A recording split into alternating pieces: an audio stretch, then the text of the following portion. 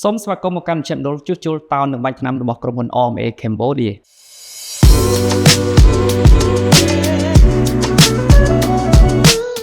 ជម្រាបសួរអតិថិជនផលទាំងអស់ជាទីស្រឡាញ់តើលោកអ្នកដឹងទេថាក្រុមហ៊ុន OMA Cambodia ក៏មានមជ្ឈមណ្ឌលជួសជុលតោននឹងបាញ់ថ្នាំសម្រាប់បម្រើសេវាកម្មជូនអតិថិជនផងដែរ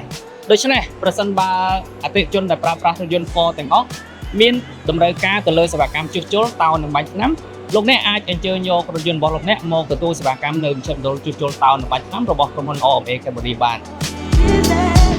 មជ្ឈមណ្ឌលជួសជុលតោននឹងបាញ់ថ្នាំរបស់ក្រុមហ៊ុន OMA យ៉ាងខ្ញុំមានជាងដែលមានជំនាញច្បាស់លាស់មានបទពិសោធន៍ច្រើនឆ្នាំជាពិសេសពួកគាត់សុទ្ធតែទទួលបានការបណ្ដុំដាលជំនាញយ៉ាងត្រឹមត្រូវពីរោងចក្រផ្ទាល់ដើម្បីផ្ដល់សេវាកម្មជូនអតិថិជនប្រកបដោយការទទួលខុសត្រូវនិងទំនុកចិត្ត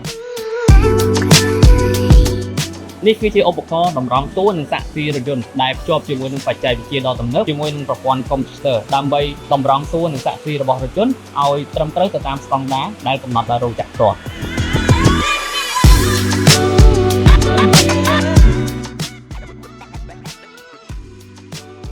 យើងមានឧបករណ៍សម្រាប់តោនផ្ទៃរថយន្តដែលកំពត់ដោយមិនចាំបាច់ដោះគ្រឿងគ្រប់រថយន្តកាន់តែពិសេសទៅទៀតនោះមជ្ឈមណ្ឌលជួសជុលតោននិងបាញ់ថ្នាំរបស់ក្រុមហ៊ុន OMA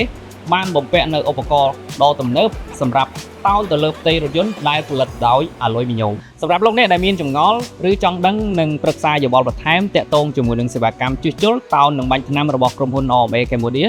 លោកអ្នកអាចអញ្ជើញយករថយន្តរបស់លោកអ្នកមកកាន់មជ្ឈមណ្ឌលជួសជុលរថយន្ត Ford គ្រប់សាខាទាំងអស់នៅរាជធានីភ្នំពេញឬ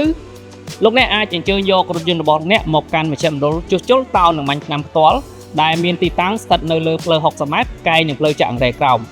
មួយវិញទៀតបងប្អូនអាចទាក់ទងតាមរយៈលេខទូរស័ព្ទដូចខាងក្រោមសូមអរគុណ